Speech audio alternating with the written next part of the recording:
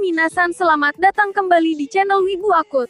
Ingat, akut pakai D bukan pakai T. Di video kali ini mari kita lanjutkan alur cerita Tokyo Ghoul.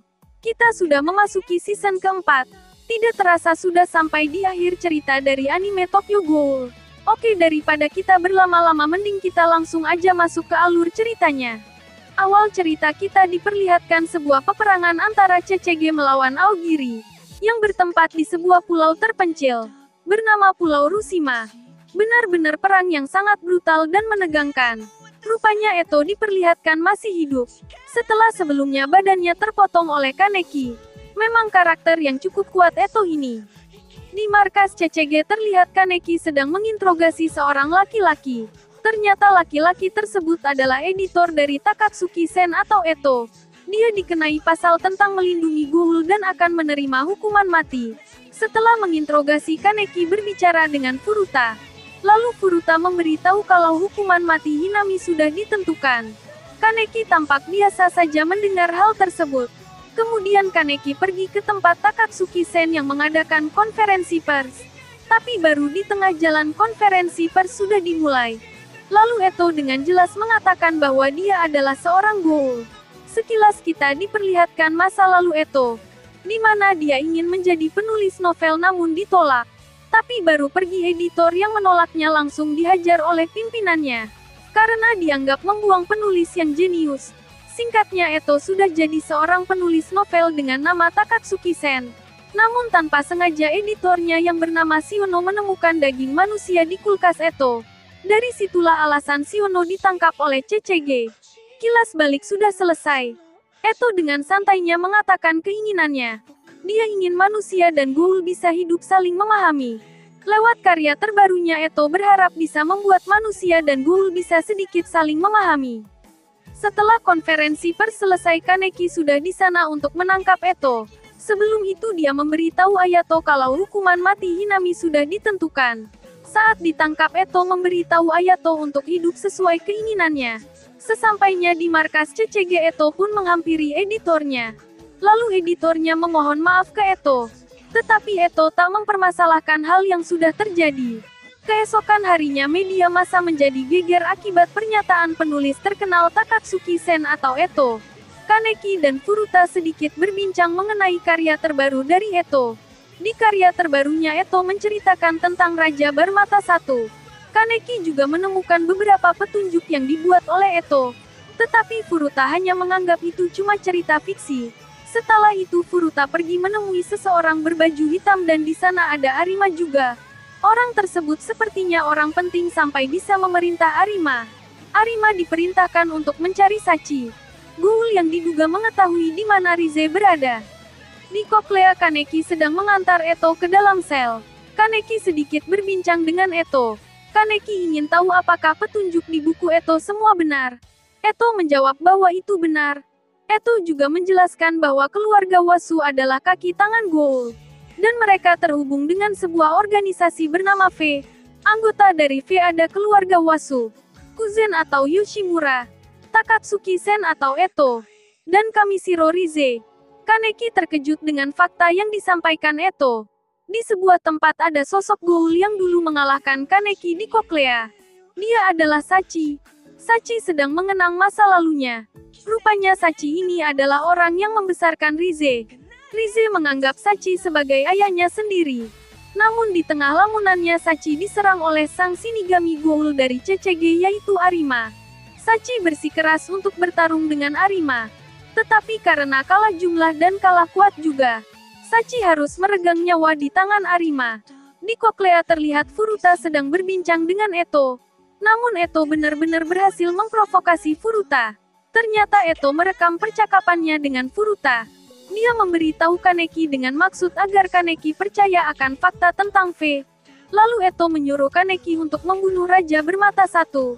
Di luar Koklea terlihat ada Ayato dan Banjo berniat menerobos masuk. Namun tiba-tiba saja Koklea terjadi kekacauan. Para petugas bersiap dalam mode pertempuran. Melihat hal tersebut, Ayato dan Banjo langsung menerobos masuk. Di dalam Koklea ternyata yang membuat kekacauan tersebut adalah Kaneki.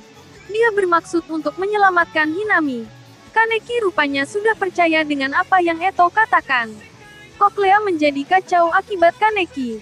Regu Ayato dan Banjo memanfaatkan hal tersebut. Kaneki yang menyelamatkan Hinami justru malah ditampar olehnya.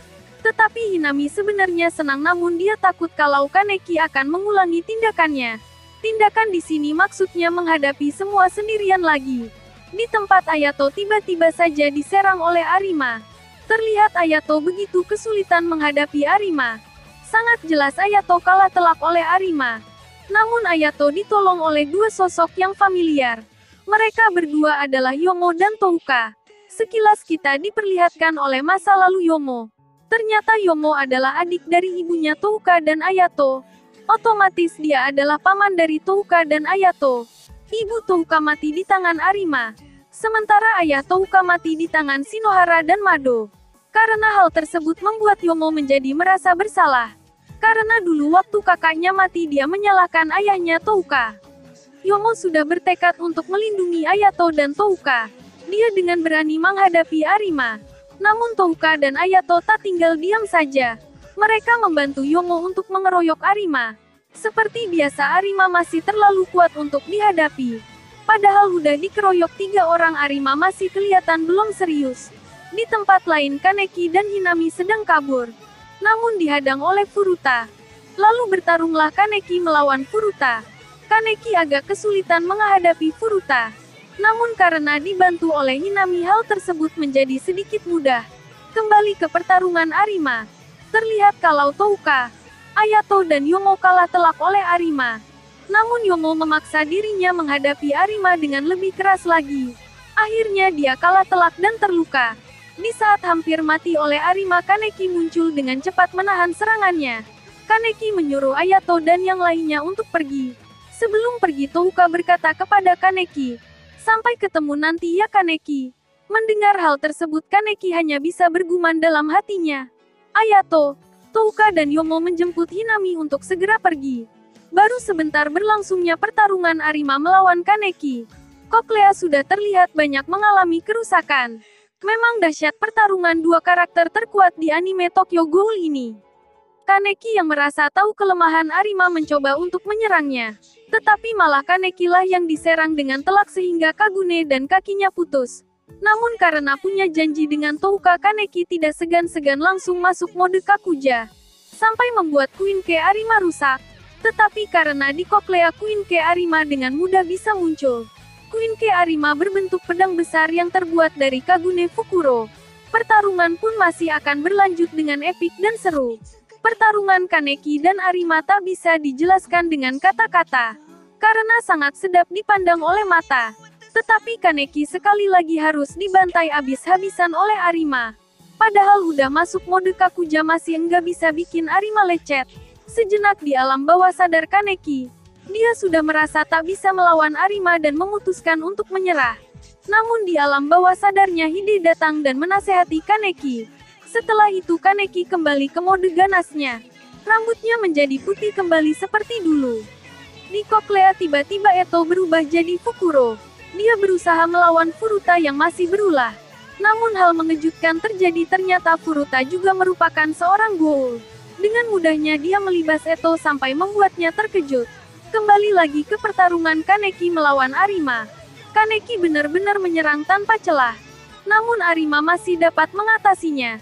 Tetapi Arima terkejut oleh serangan Kaneki yang dapat membuat Queen K-nya patah. Kembali lagi ke Eto melawan Furuta.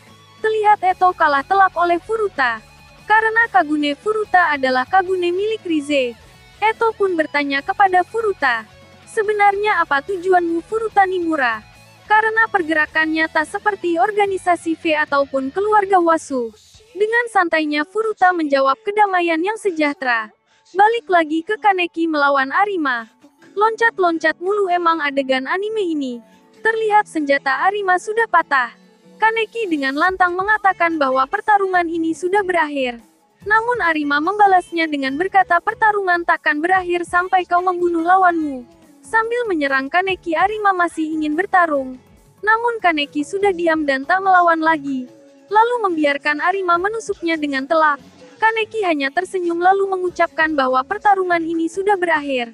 Kalau dilanjutkan ini hanya akan terlihat menyedihkan. Arima yang mendengar hal tersebut pun terkejut. Baru pertama kali Arima dibuat tak berdaya oleh lawannya. Arima bertanya apa Kaneki tak berniat membunuhnya. Kaneki menjawab tidak. Lalu tiba-tiba saja Arima menebas lehernya sendiri. Cerita beralih ke Pulau Rushima, di mana peperangan antara CCG melawan Aogiri masih berlangsung. Kedua belah pihak sama-sama menelan banyak korban. Di pihak CCG penyidik khusus Hachikawa harus terbunuh, dikarenakan dia menyelamatkan anak buahnya. Terlebih lagi yang Hachikawa lawan adalah All atau mantan penyidik Takizawa. Regu Kuing juga baru selesai menangani para Aogiri. Mereka mendapat laporan bahwa Regu Hachikawa tak bisa dihubungi. Uri yang sekarang menjadi kapten memutuskan untuk memprioritaskan pemusnahan Aogiri. Uri berharap Mutsuki baik-baik saja, karena dia berada di Regu Hachikawa. Di tempat lain di Pulau Rushima, terlihat ada anak buah dari Suzuya sedang melawan Kurona yang sudah di-upgrade. Anak buah Juzo yang bernama Abara itu sampai tak bisa berkutik. Saat sedang terpojok, Juzo datang dengan cepat berserta anak buahnya yang lain. Kurona terlihat sangat kuat. Ternyata dia digabungkan dengan kembarannya yaitu Nashiro. Benar saja baru bertarung sebentar Juzo sudah tertusuk tepat di area jantungnya. Kurona merasa senang karena menganggap berhasil membunuhnya. Tetapi seperti biasa Juzo tak mudah dibunuh. Dengan cepat dia menyerang Kurona. Rupanya Juzo memakai armor Quinke seperti Shinohara. Gerakan Juzo sudah tak terlihat oleh mata biasa lagi. Sangat cepat dan mematikan. Kurona dengan mudahnya dicabik-cabik oleh Juzo. Karena merasa kalah Kurona pun pergi melarikan diri. Sementara itu Mado Akira dan Houji sedang mengepung markas Aogiri. Di sana cuma ada Tatara sendirian. Lalu ketika sedang berbincang dengan Houji, Tatara berubah ke mode Kakuja. Terlihat sangat besar dan sangat kuat. Para pasukan berusaha menembakinya namun Tatara menyerang balik dengan mengeluarkan api dari mulut. Para pasukan CCG pada terbakar. Houji yang berusaha melawannya malah dibuat tak berkutik. Ketika ingin dihabisi oleh Tatara tiba-tiba saja All muncul. Dia berniat balas dendam ke Tatara. Tetapi malah dibakar dengan cepat oleh Tatara. Namun All masih bisa pulih dan dengan cepat melibas Tatara hingga tewas. Setelah membunuh Tatara para pasukan CCG terlihat ragu. Houji dengan berat hati harus menumpas mantan bawahannya sendiri. All atau Takizawa terlihat terkejut padahal niatnya ingin membantu CCG. Lalu kita diperlihatkan masa lalu Takizawa. Dia sadar di sebuah tempat yang tidak diketahui. Kemudian datang seorang dokter yang ternyata adalah dokter yang dulu mengoperasi Kaneki sehingga menjadi Ghoul. Takizawa sangat terkejut dirinya kini menjadi seorang Ghoul. Terlihat Takizawa disiksa dengan kejam mungkin karena itu dia menjadi All. Kilas balik selesai terlihat Takizawa sudah membantai semua pasukan dan Houji. Namun dia masih mencekik Mado Akira. Secara mengejutkan ada yang memotong tangan Takizawa. Ternyata dia adalah Amon Kotaro. Dirinya juga dirubah menjadi Ghoul rupanya. Takizawa dan Amon terus bertarung tanpa henti. Di dalam pertarungan mereka berdua juga saling berdebat. Tetapi karena kalah kuat Amon masih terus berusaha melawan Takizawa. Namun saat sedang bertarung Regu Kuing yang dipimpin oleh Uri muncul. Mereka membuat formasi untuk mengalahkan Takizawa. Cerita berpindah ke Kurona. Dia sedang berjalan di sebuah tempat. Rupanya tempat tersebut adalah laboratorium dari Dr. Kano. Kurona ke sana bertujuan ingin menghidupkan Nashiro. Tetapi Kano berkata bahwa itu adalah hal yang mustahil. Karena kesal Kurona pun berniat membunuhnya. Tetapi Kano mengeluarkan para subjek uji cobanya. Meski masih kuatan Kurona tetapi karena jumlahnya terlalu banyak Kurona cukup kesulitan. Namun di tengah kesulitannya muncul sosok yang menangkap si Kano. Dia adalah Orochi atau Nishiki. Di tempat lain Naki dan Miza juga sudah terpojok. Mereka diserang oleh pasukan dari penyidik khusus Wi. Namun muncul lagi orang yang kita pasti kenal. Ya dia adalah Tsukiyamasu. Seperti biasa dia datang dengan gaya. Tsukiyama yang datang berniat menolong Naki dan Miza. Namun sepertinya Tsukiyama juga punya dendam dengan penyidik UI. Karena pada season sebelumnya kediamannya diserang oleh CCG di bawah kepimpinan penyidik UI. Nishiki yang berusaha menangkap Dr. Kano. Malah diserang oleh dua Ghoul sehingga membuatnya terluka. Di tempat lain Regu Kuing sedang menghadapi All atau Takizawa.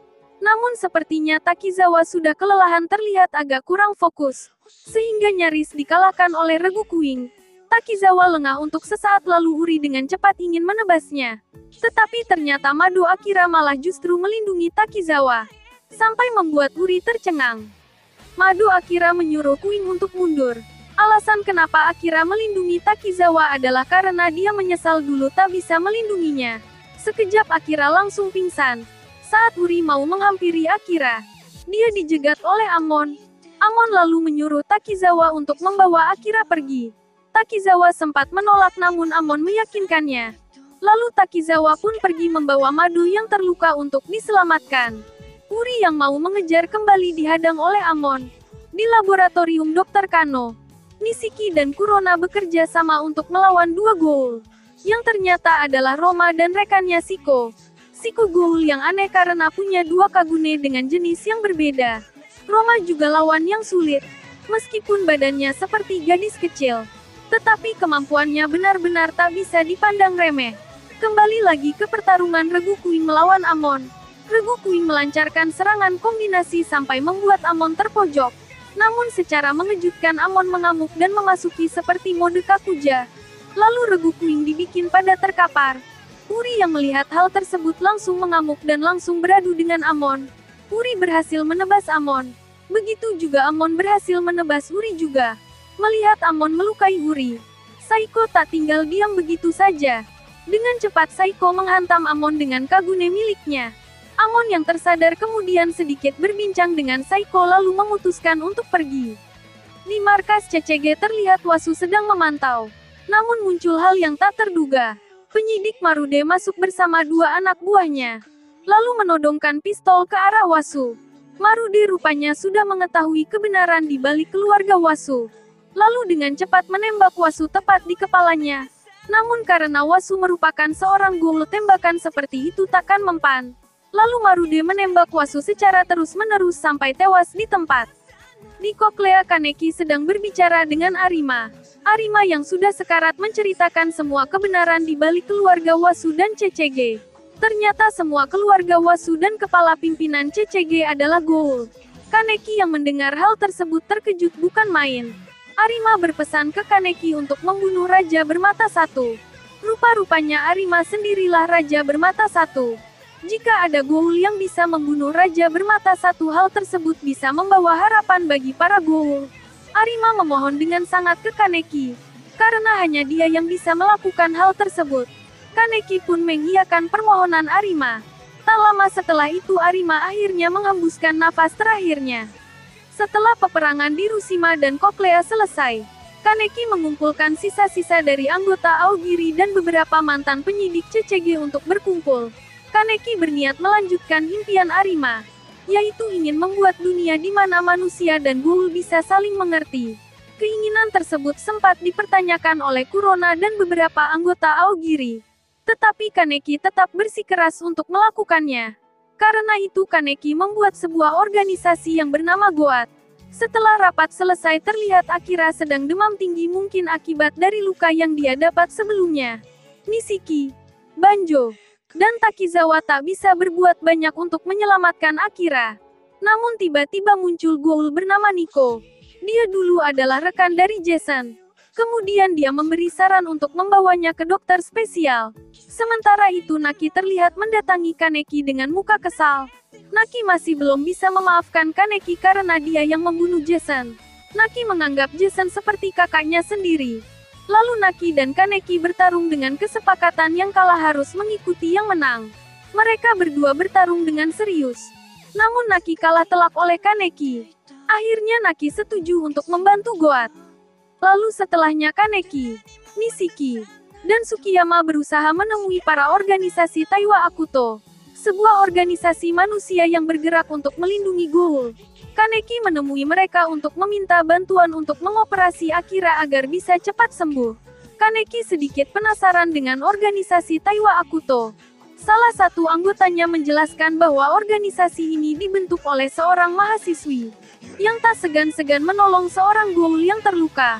Organisasi ini beranggapan bahwa kita terlahir sebagai manusia adalah sebuah keberuntungan. Mereka berharap Goul akan memiliki hak yang sama seperti manusia lainnya. Setelah mendengar itu Nishiki seolah mengenal orang yang mendirikan Taiwa Akuto ini. Beberapa hari setelahnya, Akira sudah membaik. Kaneki pun mengunjunginya lalu memberitahu semua yang terjadi. Akira masih belum bisa menerima semua itu. Lalu Kaneki disuruh pergi karena Akira masih ingin sendiri untuk bisa menerima semua yang terjadi. Setelah selesai bicara dengan Akira, Kaneki pun berbicara dengan Amon. Mereka berdua berbincang dengan pembahasan yang cukup berat. Kemudian Kaneki menyuruh Amon untuk menemui Akira.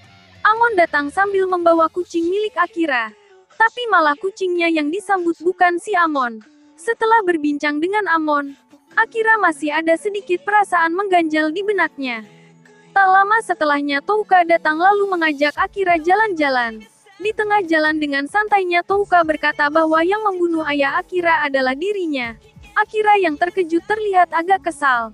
Namun Touka bersikap biasa saja. Akira malah bingung dengan maksud dari Touka. Kemudian mereka berdua sampai di sebuah taman. Di sana banyak anak kecil sedang bermain. Touka mengatakan bahwa anak-anak itu adalah Goul. Mereka semua kehilangan orang tuanya. Tak lama Hinami datang, tatapannya agak dingin ke Akira. Anak-anak yang sedang main pun memanggil Hinami untuk bermain. Touka menjelaskan ke Akira bahwa Hinami sama seperti anak-anak di sana. Kehilangan orang tua mereka di saat masih kecil. Akira pun mengatakan untuk tak berbelit-belit. Katakan saja bahwa yang membunuh orang tua anak-anak itu adalah ayahku. Touka pun mengiyakan ucapan dari Akira. Setelah perbincangan Akira dan Touka, kita bisa dapat kesimpulan yang sama bahwa kisah hidup orang tua mereka hampir mirip.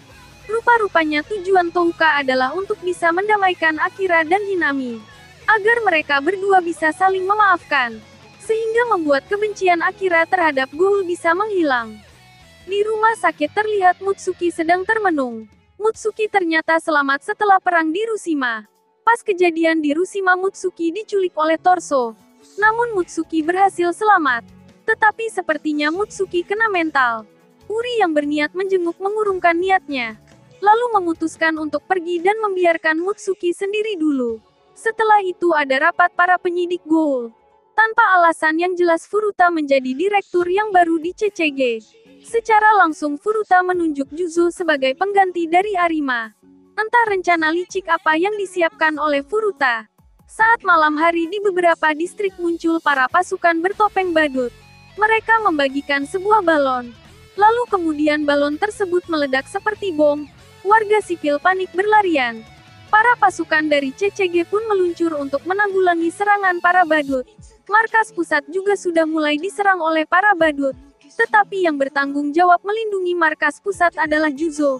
Di Regu Kuing Uri merasa ada yang janggal dengan para badut. Uri merasa ada yang mengendalikan para badut tersebut. Benar saja Uri menemukan sosok yang mengendalikan para pasukan badut. Ternyata dia adalah Donato Porpora Goul yang dijuluki Shinpu atau pendeta. Uri berusaha untuk mengalahkan Shinpu. Dia berniat memasukkannya lagi ke koklea.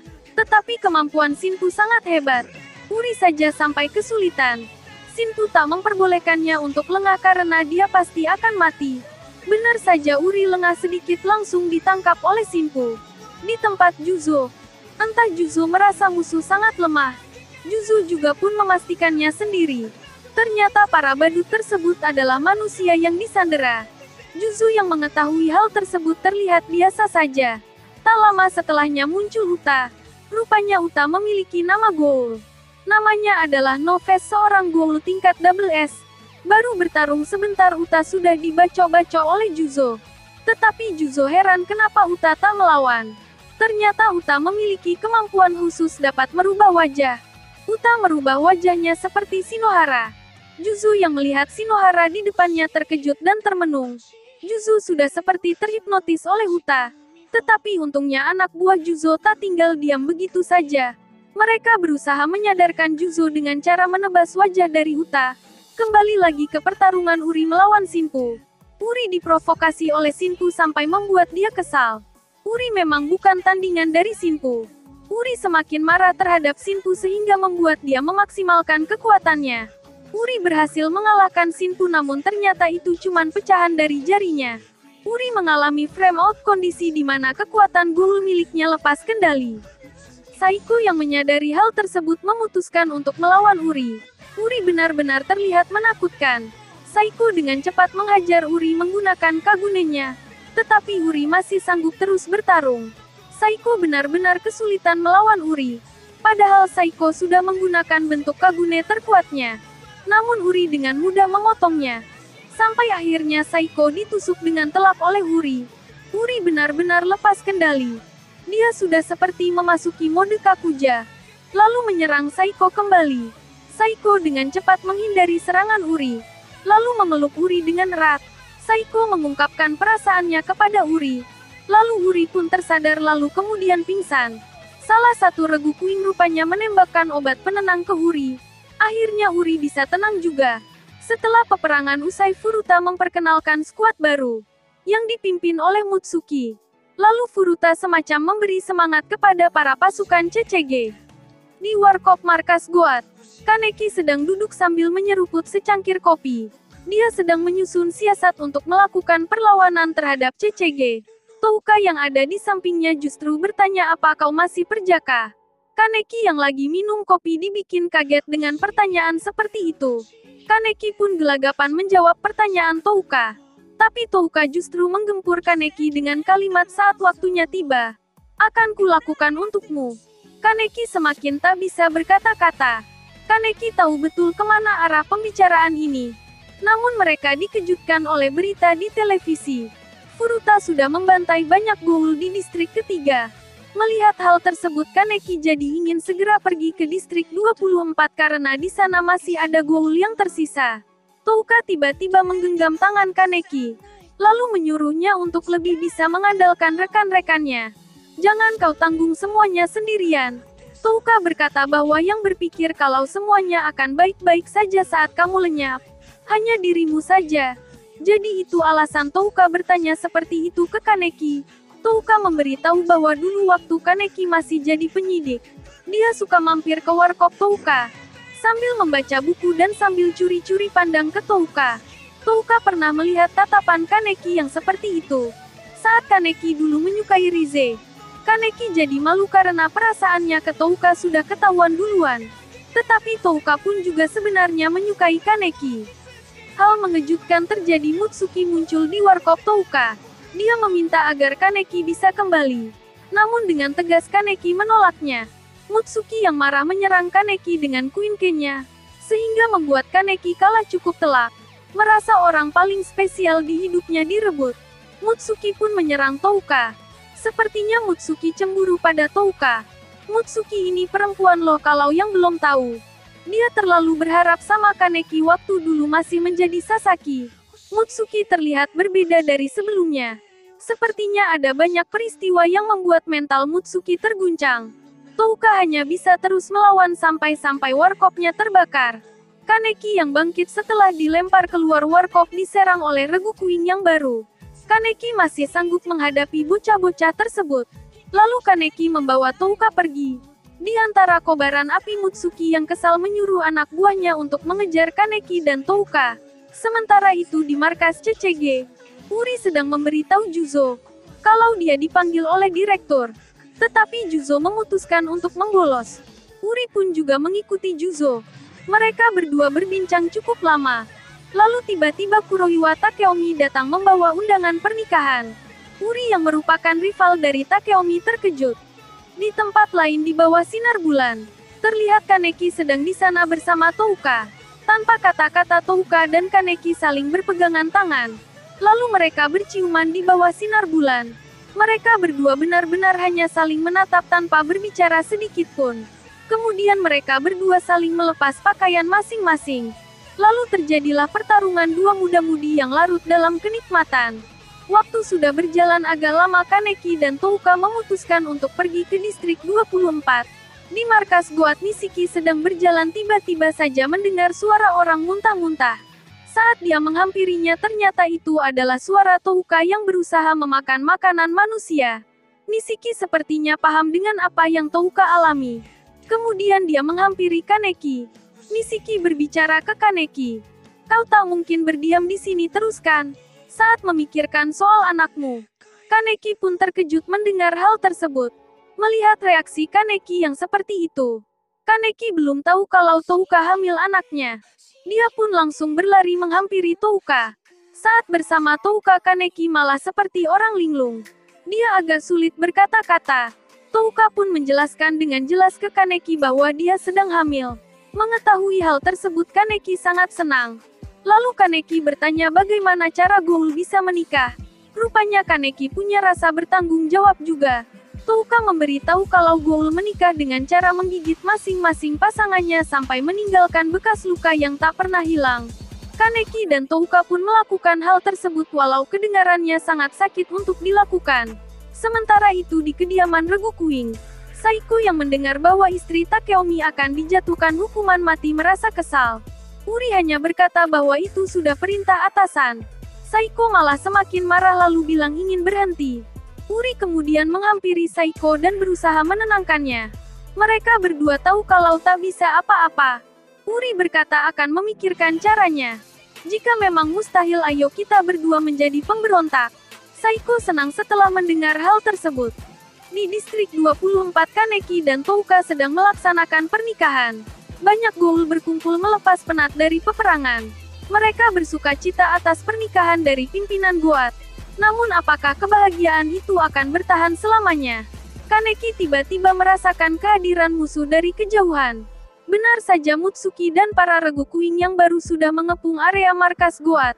Sementara itu di markas CCG, Uri dan penyidik Kuroiwa berencana bertemu Direktur Furuta. Uri berniat untuk menangkap Furuta. Namun ternyata Furuta dibantu oleh dua Goul dari Pierrot. Mereka adalah Roma dan Shiko. Cerita beralih ke distrik 24. Penyerangan CCG sudah dimulai. Mantan penyidik Hirako dan beberapa anak buahnya membantu Goat. Dengan terpaksa Hirako harus melawan rekannya dulu yaitu Ui. Di tempat CCG, Uri dan Kuroiwa sedang bersiap melawan. Kuroiwa yang melawan Shiko terlihat mudah namun karena lengah tangannya terpotong. Tetapi dengan cepat Kuroiwa memiting Shiko hingga patah lehernya. Uri yang melawan Roma terlihat mudah juga. Roma selalu pakai cara yang sama untuk menjebak mangsanya. Namun Uri sudah paham dengan jebakan Roma. Sehingga dengan cepat Uri menusuk kepala Roma. Ketika sudah merasa menang, Uri malah diserang dari belakang oleh Roma. Ternyata Roma belum menunjukkan kekuatan yang sebenarnya. Dia lalu berubah menjadi wujud yang menyeramkan. Dia diberi julukan oleh CCG sebagai ibu keburukan dengan rang triple S. Kuroiwa berusaha melawan Roma namun dia kalah telak. Uri yang sebelumnya terluka berusaha melindungi Kuroiwa. Namun Uri malah kalah dan langsung ditelan oleh Roma. Kuroiwa pun juga berniat untuk dimakan. Kembali ke distrik 24, Kaneki masih berusaha melawan Regu Kuing yang baru. Tetapi Kaneki curiga kalau para Regu Kuing yang baru ini menggunakan Kagune milik Rize juga. Saat sedang melamun, Kaneki tiba-tiba saja Juzo muncul dengan armor Kagune miliknya. Baru berapa detik saja pertarungan sudah pecah antara Juzo dan Kaneki. Kembali lagi ke Uri yang masih melawan Roma dan Shiko. Uri benar-benar terpojok namun Uri berhasil merubah Kagunenya menjadi bentuk perisai. Lalu dengan cepat mengcounter Roma dan Shiko. Shiko terpental keluar dengan luka di perut. Sementara Roma kepalanya terpenggal. Kemudian Uri dengan santainya menghabisi Roma. Uri buru-buru menghampiri Kuroiwa yang tengah sekarat. Namun hal tak terduga terjadi. Furuta dengan gilanya menusuk leher Kuroiwa. Uri yang melihat kejadian itu di depan matanya langsung berteriak kesal ke Furuta. Furuta juga berniat membunuh Uri. Namun tiba-tiba saja Furuta tertembak tepat di kepalanya. Yang menembak Furuta adalah Marude. Uri meminta penjelasan ke Marude tentang semua yang sebenarnya terjadi. Namun ada sosok yang dulu di pelelangan Madang muncul. Dia adalah orang yang menyebarkan suara pertarungan Kaneki melawan All dulu. Rupanya orang tersebut adalah teman Kaneki yang kita kenal bernama Nagachika Hideyoshi. Lanjut ke pertarungan Juzo melawan Kaneki. Padahal Juzo yang memakai armor Kagune. Namun Kaneki masih sanggup menyeimbangi kecepatan Juzo. Benar-benar pertarungan yang layak untuk disaksikan. Tetapi Kaneki lengah karena melihat Touka dilukai oleh Mutsuki. Sampai-sampai dia dihajar Juzo hingga terpental. Untungnya Kaneki terpental dekat dengan tempat Touka. Kaneki yang berusaha menolongnya malah diserang oleh para Regu Kuing dengan membabi buta. Kaneki terluka sangat parah namun dia masih berusaha untuk menolong Touka. Sejenak Kaneki hilang kesadaran. Kaneki langsung dikejutkan oleh 6 sosok dirinya dulu. Mereka memberikan masukan ke Kaneki untuk bertindak seperti kelabang. Kaneki langsung tersadar lalu dengan beringasnya membantai para regu Queen yang baru itu. Benar-benar pembantaian yang sangat kejam. Lalu ada sesuatu yang tak terduga terjadi. Kaneki berubah menjadi kelabang raksasa, memakan para regu Queen yang lainnya. Saking besarnya sampai menutupi hampir seluruh kota Tokyo. Terdapat 9 pilar monster kelabang raksasa. Seluruh kota Tokyo padam listriknya, sehingga membuat kota Tokyo jatuh ke dalam kegelapan. Furuta yang tiba-tiba terbangun.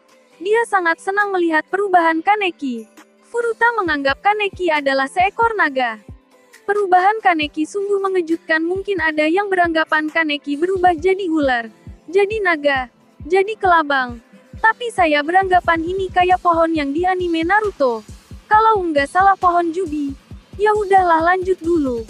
Melihat Kaneki berubah jadi monster membuat Mutsuki merasa bersalah. Namun Furuta datang dan mengucapkan terima kasih ke Mutsuki. Karena para regu Queen yang baru adalah nutrisi untuk Kaneki supaya bisa berubah jadi monster seperti sekarang. Mutsuki yang mengetahui hal tersebut semakin merasa bersalah. Seisi Jepang menjadi heboh karena kemunculan monster raksasa. Monster tersebut juga bergerak menyerang manusia. Selayaknya ghoul yang mencari makan. Pemerintah Jepang sudah melancarkan berbagai serangan namun tak membuahkan hasil. Di tempat lain sekitar area pemakaman, Dr. Kano terlihat sedang mengunjungi sebuah makam. Tetapi Kurona langsung muncul entah dari mana. Kurona berniat membunuh Kano dengan tangannya sendiri. Tetapi Dr. Kano malah membunuh dirinya sendiri menggunakan sebuah pistol. Dampak dari kematian Dr. Kano membuat penyidik Marude sedikit bingung. Karena yang bisa mengetahui bagaimana mengalahkan monster itu hanya Dr. Kano. Tetapi Marude masih memiliki harapan. Tiba-tiba saja muncul sosok yang kita kenal. Dia adalah Kimi, kekasih dari Nishiki. Rupanya selama ini dia hilang karena berguru dengan Dr. Kano. Sementara itu Hide terlihat sedang berbicara dengan Amon dan Akira. Hide bertujuan mengumpulkan orang-orang untuk menyelamatkan Kaneki. Di tempat para anggota Goat mereka sedang melihat Kaneki dari kejauhan. Di tengah lamunan para anggota Goat muncul sosok ghoul yang bernama Itori. Dia ini sebenarnya ada di season 1 namun tak sempat saya masukkan ke cerita. Itori terlihat menghasut para anggota Goat. Sehingga anggota Goat mulai terperdaya. Tsukiyama mulai kesal langsung berteriak dengan keras menyuruh yang lain untuk diam. Tsukiyama lanjut berkata bahwa Kaneki selalu membela manusia. Ghoul, dengan cara yang bodoh, hanya mengawasinya.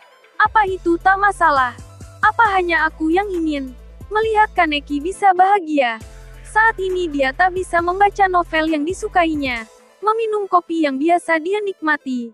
Dia tak bisa bercengkrama dengan temannya, tak bisa berbicara dengan orang yang dia cintai. Dia bahkan tak bisa membelai anaknya sendiri. Semua orang tertegun mendengar ucapan Tsukiyama, tetapi di akhir kalimat dia berkata, "Aku ingin menggigitnya sekali saja." Paket orang tua dan anaknya. Rupanya tujuannya masih belum berubah dari dulu. Akan tetapi berkat Tsukiyama semua anggota Goat menjadi ingin menyelamatkan Kaneki. Lalu Hide muncul dan menyapa Touka. Di markas CCG Marude sedang melakukan rapat. Kimi memberitahu kalau monster tersebut akan terus memakan segala yang ada di sekitar untuk memenuhi energinya. Kimi berasumsi jika Kaneki berhasil dikeluarkan maka monster tersebut kemungkinan akan hilang.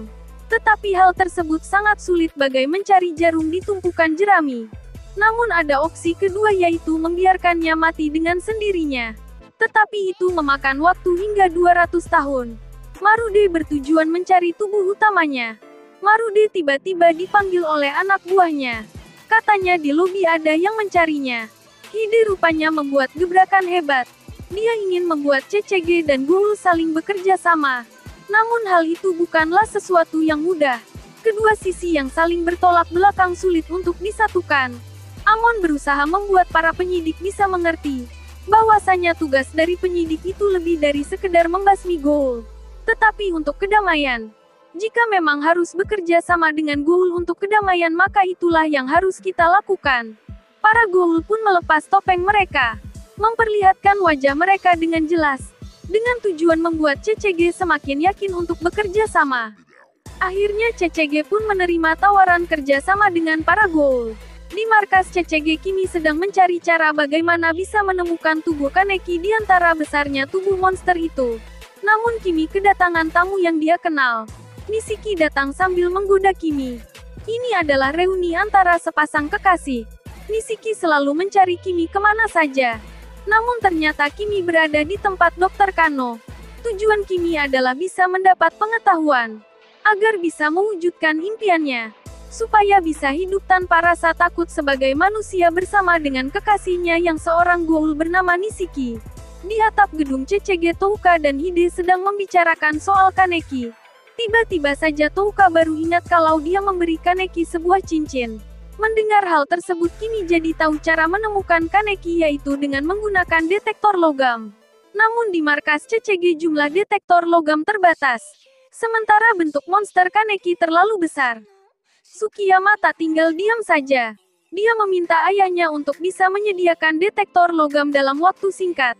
Benar saja, dengan mudah ayah Tsukiyama mewujudkan hal tersebut, sehingga membuat pencarian Kaneki menjadi lebih mudah. Saat para anggota Goat dan Queen sedang mencari Kaneki, tiba-tiba saja monster itu kembali aktif. Tetapi anehnya monster tersebut seperti membelah dirinya menjadi bagian kecil-kecil. Mini monster menyerang para pasukan CCG secara brutal. Melihat yang terjadi dengan siasat Marude memerintahkan untuk para Goat dan Queen untuk terus melanjutkan.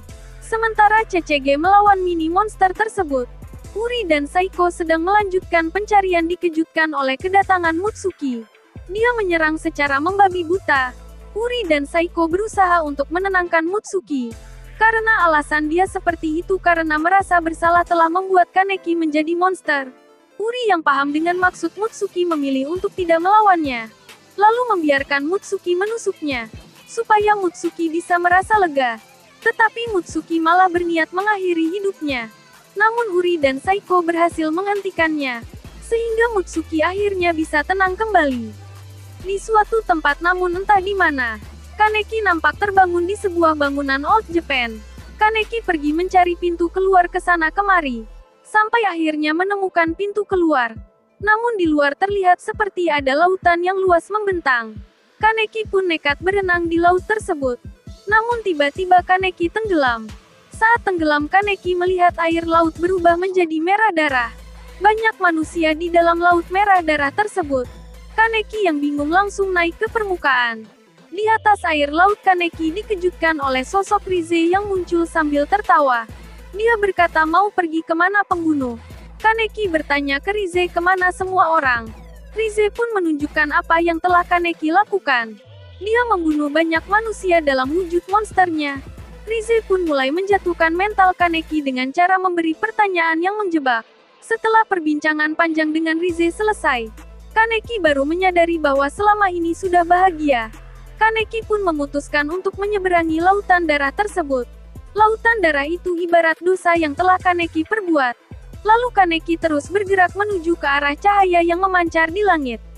Kembali ke dunia nyata, terlihat Touka begitu tergesa-gesa menggali bagian dari monster tersebut. Touka menggali dengan sekuat tenaga. Akhirnya Touka menemukan tubuh Kaneki yang tengah pingsan. Kaneki langsung dibawa ke ruang perawatan. Banyak ghoul yang menjenguk Kaneki. Hide juga berada di sana untuk mengunjungi sahabatnya itu. Namun hal yang tak diduga-duga terjadi. Banyak manusia seperti terkena sebuah wabah penyakit. Namun mereka semua berubah menjadi ghoul. Di tempat Kaneki dirawat, Touka sedang menjaganya.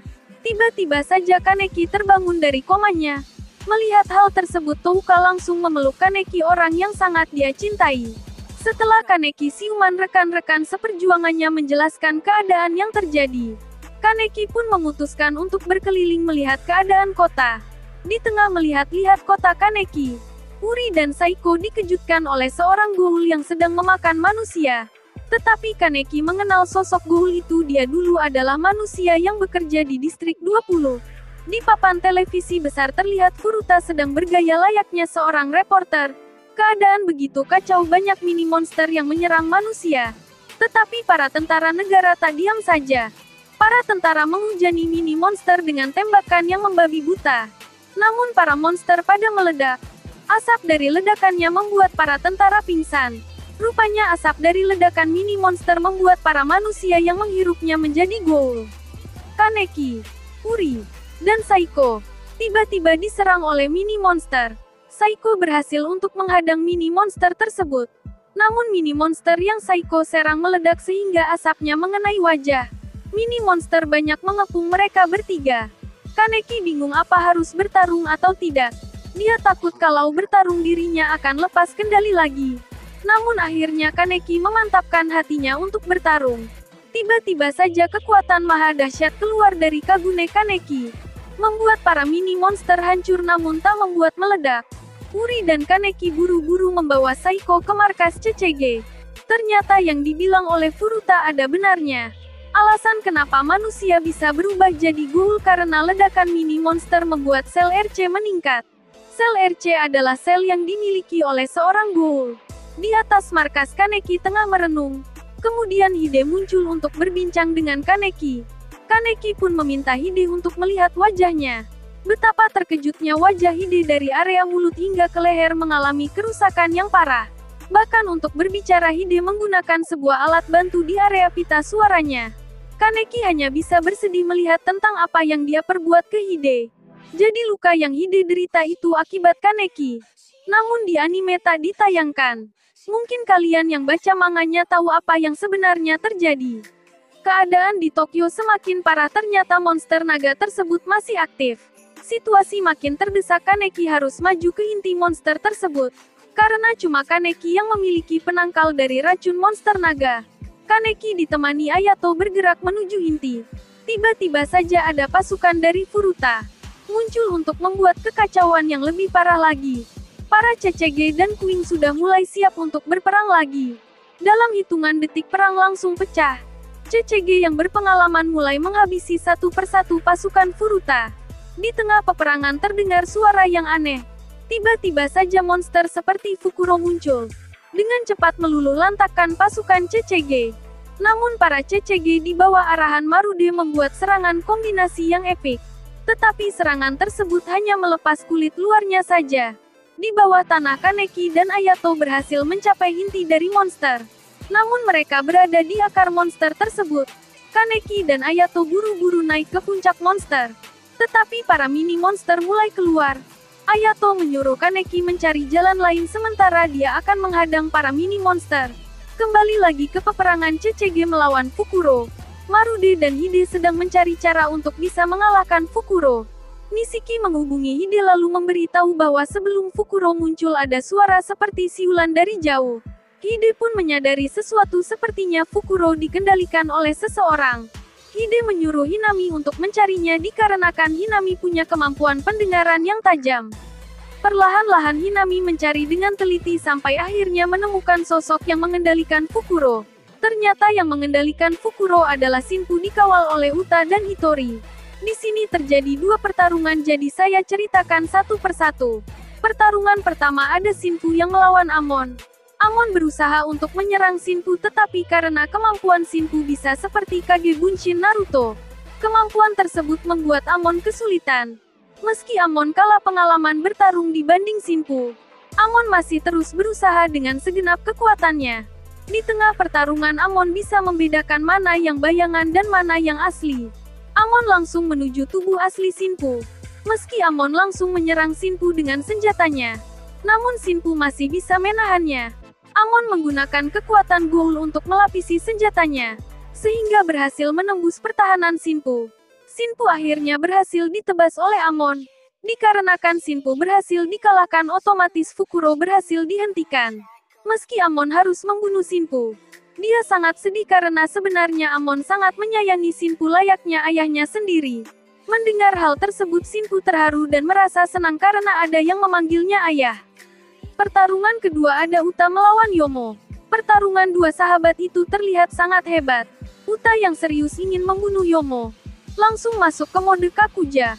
Meski terlihat menakutkan mode Kakuja Uta, Yomo sama sekali tak gentar melawan sahabatnya itu.